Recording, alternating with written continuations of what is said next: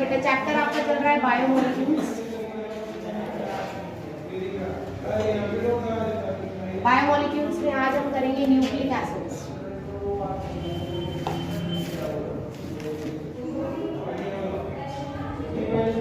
Nucleic acids क्या होते हैं? पहली चीज ये क्या है बेटे, आपके पॉलीमर है। क्या है? Polymer.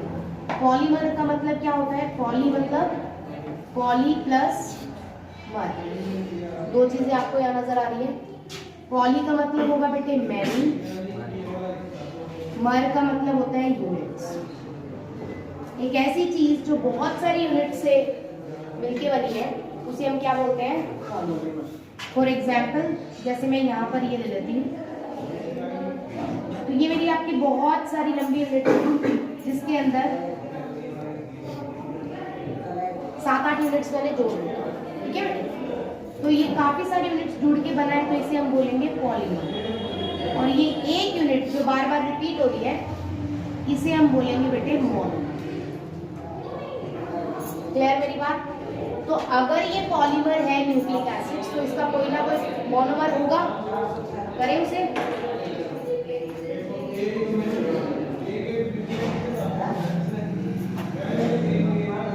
Nucleic acids are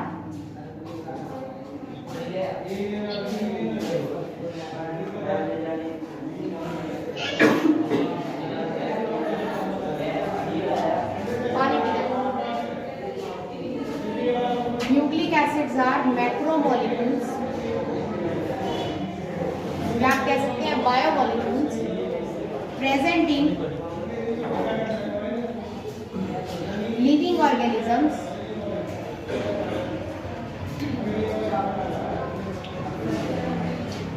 which store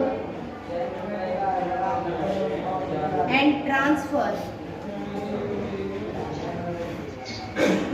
genetic material। Nucleic acid ऐसे मैक्रोमोलिक्यूल्स होते हैं जो या तो स्टोर करेंगे या फिर क्या करेंगे बेटे? ट्रांसफर करेंगे। क्या चीज? Genetic material. जेनेटिक मटेरियल आपके कौन से होते हैं बेटे? डीएनए एंड क्लियर है मेरी बात यहाँ पर? डन। उसके बाद मैं बात करती हूँ बेटे किस चीज से मिलके बने होंगे। तो न्यूक्लिक एसिड्स आर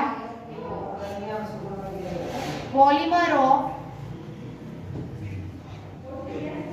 न्यूक्लियोटाइड्स। किस चीज से मिलकर बना है बेटे? न्यूक्लियोटाइड से। और यहीं पर मैं आगे करूंगी कि nucleotide is a polymer of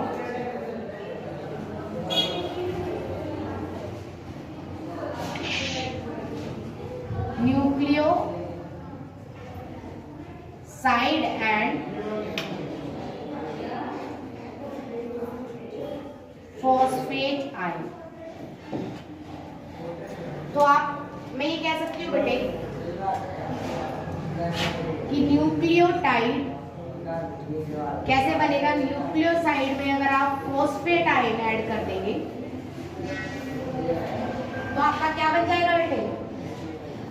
nucleotide बन जाएगा। और न्यूक्लियोटाइड के अगर आप n मॉलिक्यूल्स ले लेंगे, कितने? n मतलब थोड़े ज्यादा मॉलिक्यूल्स ले लेंगे तो वो क्या बन जाएगा बेटे?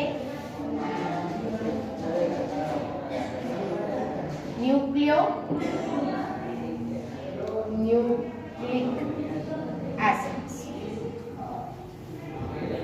क्लियर है बेटे मेरी बात? समझ आ गई? तो सिंपल सा कंसेप्ट है कि न्यूक्लिक एसिड ऐसे मैक्रोमोलिक्यूल्स होते हैं जो लिविंग ऑर्गेनिज्म में प्रेजेंट होंगे और जो किस चीज पे फोकस करते हैं? आपके ट्रांसफर ऑफ जेनेटिक मटेरियल, ठीक है, या स्टोर करेंगे और ट्रांसफर करेंगे। बने किस चीज से होते हैं? पॉलीमर होते हैं न्यूक्लियोटाइड्स के। और न्यूक्लियोटाइड किस चीज का पॉलीमर है बेटे? न्यूक्लियोसाइड। बात समझ आ गई? अब न्यूक्लियोसाइड प्लस फॉस्फेट आयन तो आपके बनेंगे न्यूक्लियोटाइड, और न्यूक्लियोटाइड को अगर आप आगे लेंगे तो क्या बनेगा? Nucleic acid.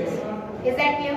ठीक है, बात करते हैं अब। सबसे पहले हमारे पास है न्यूक्लियोसाइड। तो न्यूक्लिक एसिड का केमिकल कॉम्पोजिशन क्या है इस पे स्टडी करेंगे।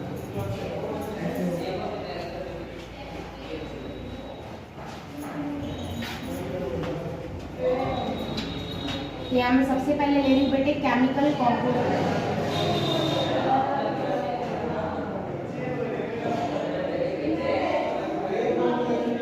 केमिकल कॉम्पोजिशन में आपको देखना है कि 3 चीजें आपकी मेन है। सबसे पहले बेटे शुगर यूनिट, दूसरा बेटे बेस पेयर, और तीसरा फॉस्फेट आयन। एक एक करके तीनों को लेते हैं। सबसे पहले मैं बता रही हूँ आपको शुगर यूनिट के बारे में। तो शुगर यूनिट के अंदर बेटे यहाँ पर हम यूज करते हैं beta D ribose, 5 carbon ring nucleotide. जैसा आपका फ्रक्टोज का स्ट्रक्चर था पुरान टाइप, वैसा ही इसका स्ट्रक्चर होता है। स्ट्रक्चर पे फोकस करेंगे।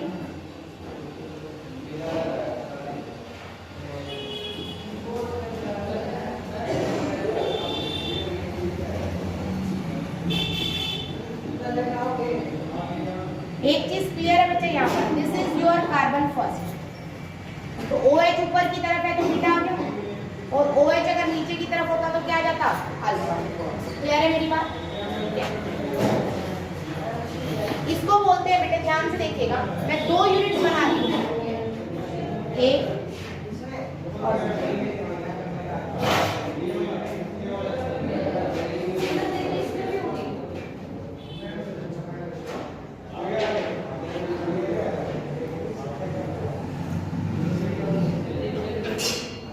दोनों में क्या फर्क नजर आ रहा है आपको? यहाँ पर OH और यहाँ पर क्या है, H। इसे हम बोलेंगे डीऑक्सी राइबोस, क्योंकि यहाँ से मैंने ऑक्सीजन को हटा रखा है। वेट, इसे हम बोलेंगे बेटे ऑक्सी राइबोस बोल दो, या सिंपली इसे राइबोस बोला जा सकता है। क्लियर है मेरी बात? इसको मैं लिखूंगी बीटा टी राइबोस, और इसे बोलूंगी बीटा टी डीऑक्सी। क्या डिफरेंस है दोनों में? क्या डिफरेंस है यहाँ पर फोकस करेंगे। ये वाली जो कार्बन रिंग है बेटा, ये मिलती है आपकी RNA में। RNA की फुल फॉर्म क्या होती है? Ribo nucleic acid. और DNA की क्या होती है बेटे? क्लियर हो गया मेरी बात? दोनों में क्या डिफरेंस है, समझ आ गया भाई? ये वाली यूज किसमें होती है बेटे? कहने का मतलब ये है कि डीऑक्सी का मतलब क्या होता है, सेकंड कार्बन से ऑक्सीजन का हटाना। बात समझ गई? कोई डाउट यहाँ पर? शुगर यूनिट क्लियर है भाई दोनों के लिए? DNA और RNA में सेम शुगर यूनिट डन। उसके बाद है बेटे आपके बेस पेयर्स।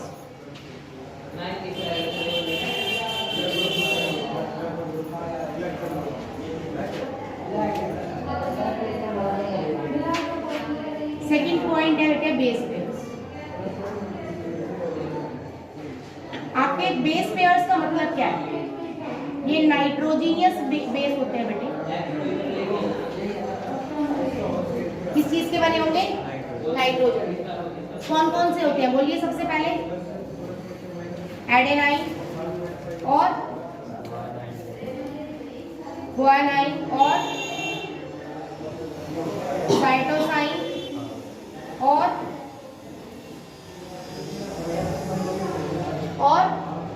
बायो के आपको थायमाइन। ठीक है बेटे, स्लैश यूरेसिल।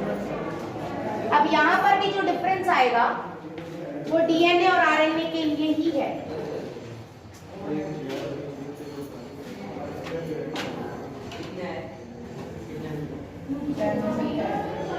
हाँ जी श्रुति, DNA में कौन कौन से बेस पेयर्स मिलते हैं?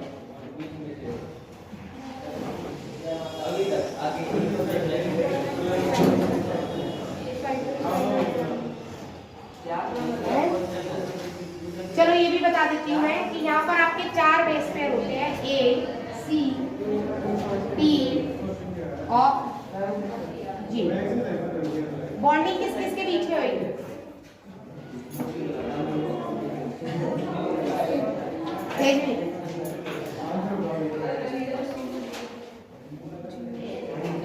बी और सी में, बी और सी में भी होती है, ए और सी की, टी और सी की। ए की होगी बेटे टी के साथ और जी की होगी सी के साथ। ए की टी के साथ डबल बॉन्ड और जी की सी के साथ। क्लियर होगी बात? दूसरा, अगर मैं बोलती हूँ बेटे आरएनए, तो बेटे टी को रिप्लेस करना है ना यू से, टी को रिप्लेस करना है यू की, तो ए की किसके साथ हो जाएगी? यू के साथ, और जी की किसके साथ रहेगी? सेम। Any doubt? क्लियर होगी मेरी बात? यहाँ तक कुछ पूछना है किसी को? उसके बाद हम बात करते हैं बेटे का third, that is phosphate ion. Phosphate ion बनता कैसे है? सबसे पहले फॉस्फेट का मतलब क्या होगा?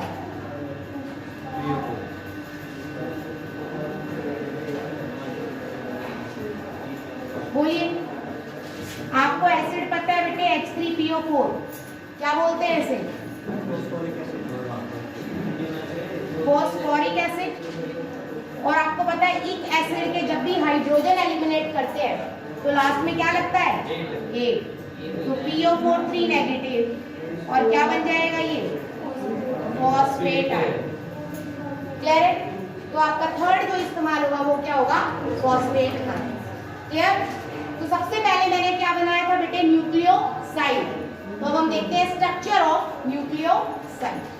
केमिकल कॉम्पोजिशन आपको समझ आ गई है। यहाँ पर 3 चीजें होती हैं, sugar unit, base pair and phosphate ion.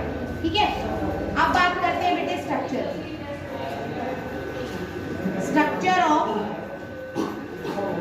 Nucleoside. Nucleoside का स्ट्रक्चर कैसे होगा?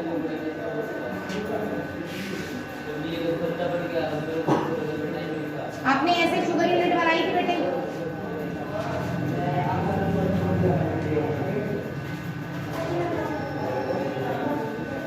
मैं आपको सारी की सारी राइबोज शुगर के साथ करा रही हूँ, डीऑक्सी के साथ करने के लिए आपसे और डाली सेम। ठीक है, ध्यान से समझिए बेटे। यहाँ से ये हटके यहाँ पर आपका अटैच होएगा एक बेस पेयर। ऐसा कुछ नहीं है कि 6 कार्बन रिंग होती है, सिर्फ मैंने डिजाइन बनाया है। वैसे 6 कार्बन ही होती है, बेंजीन की रिंग से ही बना होता है, इसलिए मैंने थोड़ा सा स्ट्रक्चर वैसे दिया है। बट सभी में बेंजीन रिंग प्रॉपर फॉर्म में नहीं आती, अलग अलग स्ट्रक्चर्स हैं, वो हम बाद में करेंगे। तो यहाँ पर आपका क्या लगा हुआ होगा बेटे? Base pair. अगर आपकी शुगर यूनिट, न्यूक्लियोसाइड का मतलब क्या है बेटे? फिर इसका मतलब शुगर प्लस में नाइट्रोजीनियस बेस। क्लियर है बेटा? शुगर आपका बेस पेयर के साथ अगर जुड़ा होगा तो उसे हम क्या बोलते हैं? न्यूक्लियोसाइड। इज दैट क्लियर भाई? समझ आ गया यहाँ पर? अगर मैं बात करूं बेटे न्यूक्लियोटाइड की, इसी में देखिए, क्योंकि इसी से तो मिलके बनेगा, तो यहाँ पर आप साथ में क्या कर देंगे बेटे? फॉस्फेट आयन भी जोड़ देंगे। यहाँ से H हटेगा,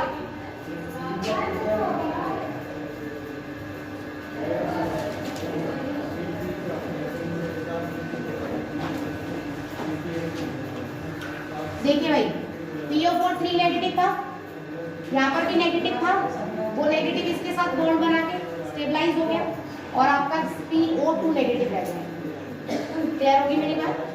कोई डाउट बच्चा? कुछ पूछना है यहाँ पर? समझ आ गया?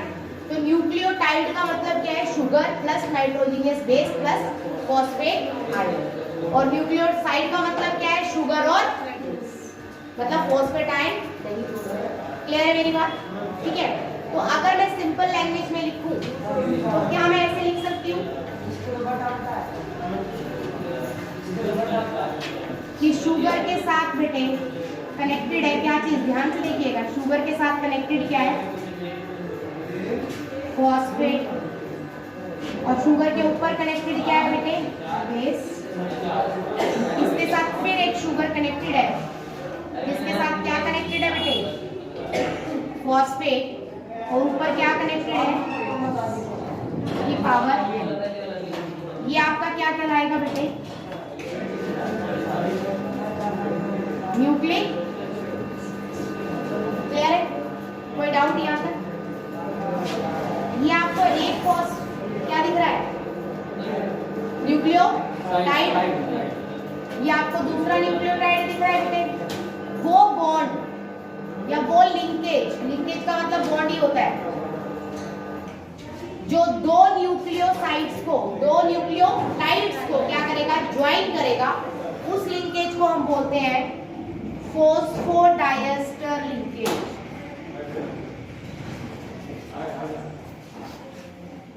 क्या बोलते हैं इसे हम, फॉस्फोडाइएस्टर लिंकेज। तो अगर फॉस्फोडाइएस्टर लिंकेज पूछा जाता है तो आप क्या कहेंगे कि दो न्यूक्लियोटाइड्स को कनेक्ट करने वाले लिंकेज को हम क्या बोलेंगे, फॉस्फोडाइएस्टर लिंकेज। क्लियर होगी मेरी बात, कोई डाउट तो नहीं है बेटे। नेक्स्ट मैं बात करती हूँ स्ट्रक्चर्स की, structures of nucleic acids.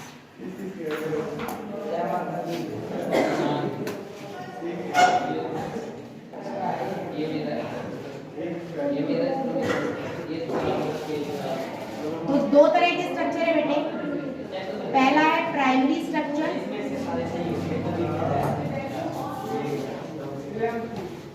Primary structure आपका इस तरह से हेलिकल फॉर्म में होगा बेटे, इसे बोलेंगे प्राइमरी स्ट्रक्चर। और दूसरा क्या होगा बेटे, सेकेंडरी स्ट्रक्चर। सेकेंडरी स्ट्रक्चर आपका डबल हेलिकल होगा बेटे। 10th क्लास,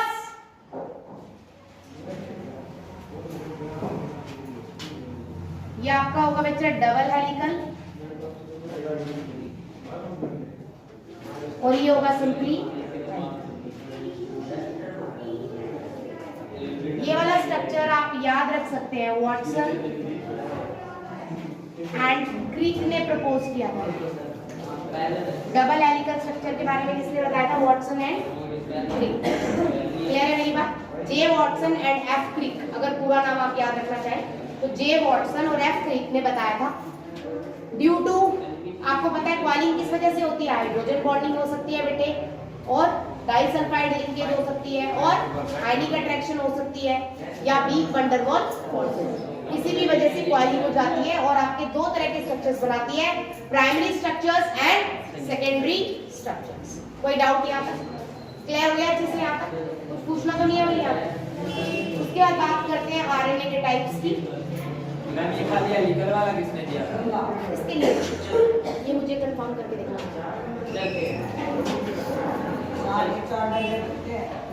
ये मैं आपको कंफर्म करके बताऊंगी। अभी माइंड से इसकी पैसा। नेक्स्ट पे बात करती हूँ किस चीज की बेटे, आरएनए की। स्ट्रक्चर्स वगैरह सब कुछ आप पढ़ चुके हैं।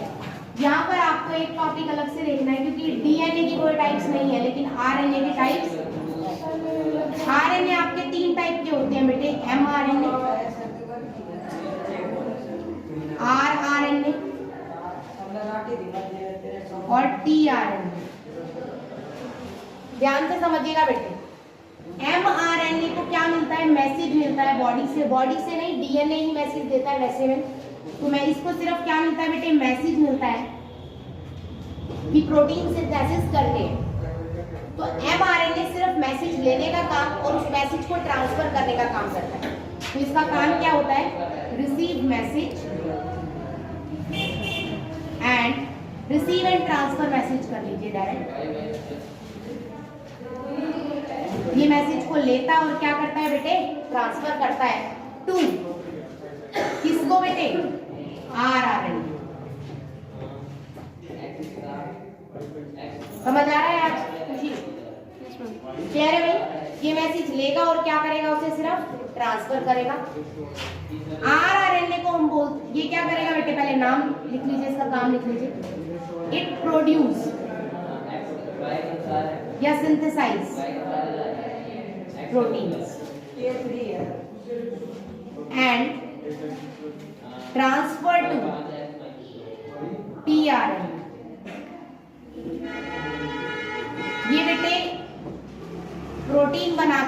tRNA तक क्या कर देगा, ट्रांसफर कर देगा। और tRNA क्या करेगा बेटे,